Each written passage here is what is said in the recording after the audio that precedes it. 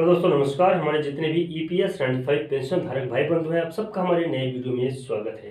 दोस्तों मुख्यतः हम लोग 2-3 टॉपिकों के ऊपर बात किए हैं अभी, लेकिन उसमें से जो एक बहुत ही महत्वपूर्ण टॉपिक था कि क्या ईपीएस 95 पेंशन धारकों के लिए आगामी जो चुनाव होने वाला है उस चुनाव का कोई प्रभाव पड़ेगा या नहीं पड़ेगा।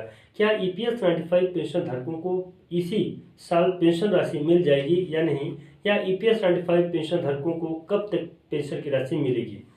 मुख्यतः सवाल कई सारे हैं, इसी से तोड़ तोड़ के बनाए जा सकते हैं, लेकिन जो सार है ईपीएस 95 पेंशन से लाभान्वित कब तक होंगे इसी के ऊपर हम लोग चर्चा करेंगे। देखिए, हम लोग कई तरह से इसको देख सकते हैं। अगर मैं आपको बता दूं कि अगर ईपीएस 95 पेंशन धारकों की पेंशन में वृद्धि होना होता तो ये मामला माननीय सुप्रीम कोर्ट की तरफ ईपीएफओ नहीं लेके जाता। ज्वाइंट ऑप्शन की फॉर्म की बातें जो चल रही हैं वो बातें सामने नहीं आती। माननीय प्रधानमंत्री जी से मुलाकात किए कई दिन बीत चुके हैं, कई साल बीत चुके हैं, लेकिन अभी तक ईपीएस 95 पेंशन धारकों की पेंशन में वृद्धि नहीं हुई।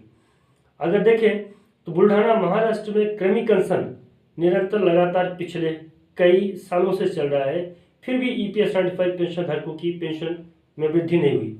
तहसील स्तर से लेकर राष्ट्रीय स्तर तक राष्ट्रीय संघर्ष समिति की टीम के द्वारा कई सारे आंदोलन किए गए, फिर भी पेंशन की वृद्धि नहीं हुई। सांसद हो, एमएलए हो, मंत्री मिनिस्टरों के पास में ईपीएस 95 पेंशन धारकों की पेंशन वृद्धि से संबंधित कई सारे ज्ञापन दिए गए। माननीय प्रधानमंत्री पीएमओ ऑफिस में खून से लिखे पत्र भी भेजे गए, इसके बावजूद भी ईपीएस 95 पेंशन धारकों की पेंशन वृद्धि नहीं हुई।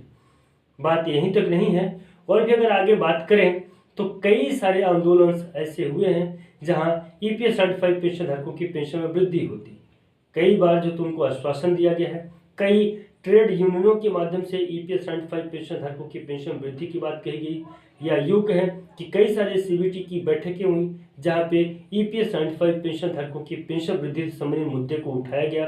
और चाहे आप पार्लियामेंट की बात करें तो वहां भी ईपीएस 95 पेंशन धारकों के पेंशन मुद्दे को उठाया गया, लेकिन नतीजा शून्य निकला।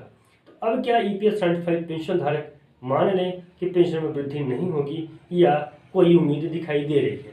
देखिए दोस्तों, मैं आपको बता दूं कि आने वाले समय में चुनाव होने वाला है, और बहुत सारे जो मुद्दे होते हैं चुनाव के समय उनको दोहराया जाता है, उन पर बातें होती हैं और उन्हें जल्द से जल्द कराने की बातें कही जाती है।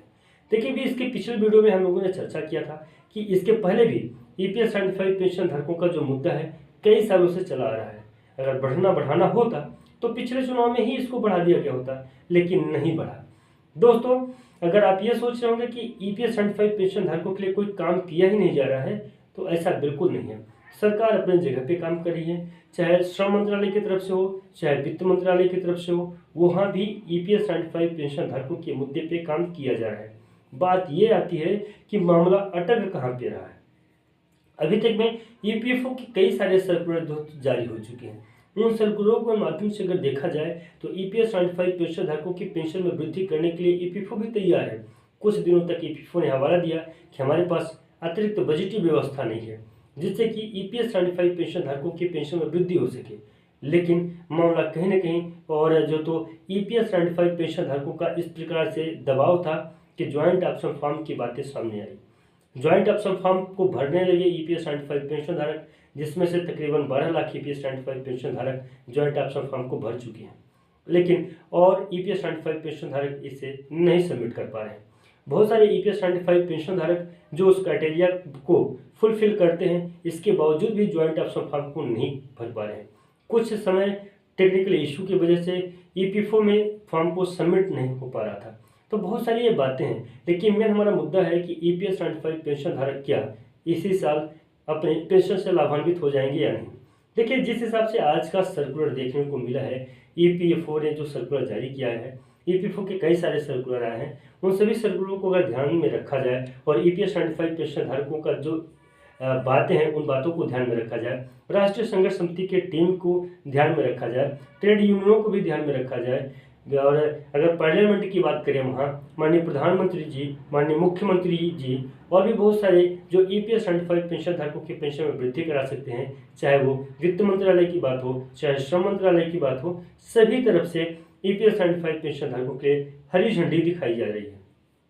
यानी कि सांसद, मंत्री, मिनिस्टर, एमएलए, वित्त मंत्रालय, श्रम मंत्रालय, सभी जगह से ईपीएस 95 पेंशन धारकों की पेंशन में वृद्धि की बात कही जा रही है। लेकिन ईपीएफओ की तरफ से जो सर्कुलर आ रहे हैं उन सर्कुलरों में कहीं ना कहीं कोई ना कोई त्रुटि होती है, जिस वजह से ईपीएस 95 पेंशन धारक अपने पेंशन से लाभान्वित नहीं हो पाते।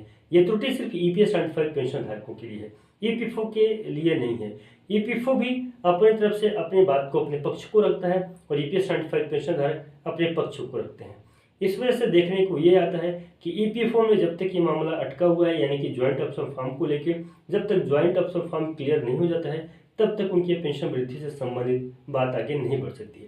फिलहाल दोस्तों आज के लिए बस इतना ही था। इस सब्जेक्ट में, इस संबंध में अगर और कोई वीडियो नया सामने निकल के आता है, कोई जानकारी, उससे भी हम आपको जरूर अपडेट करेंगे। फिलहाल दोस्तों आज के लिए बस इतना ही था। आपको यह जानकारी, वीडियो कैसा लगा कमेंट में जरूर बताइएगा। मिलते हैं नए वीडियो में, नए अपडेट में। तब तक के लिए नमस्कार, जय हिंद, जय भारत।